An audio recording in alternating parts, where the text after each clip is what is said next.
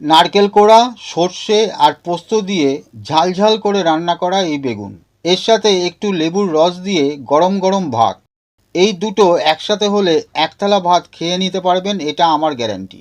এরপর আসছে মুসুরির ডাল, যেটা না হলে এই দুপুরটা অসম্পূর্ণ। ডালের সাথে বেগুনি তো লাগবেই, সাথে ডিম সেদ্ধ। ডিমের কুসুমটা ডালের সাথে মেখে খেলে স্বাদটা আমার কাছে অসাধারণ লাগে।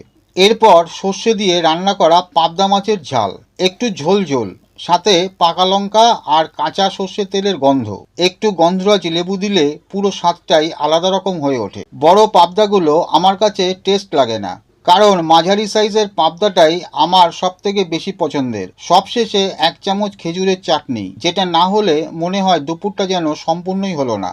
এটাই আজকের দুপুরের খাবার, কোনো বাহারি প্লেট নয়, কোনো রেস্টুরেন্টের নাম নয়, শুধু ঘরের রান্না। এমন দুপুর হলে দিনটা নিজেই সুন্দর হয়ে যায়।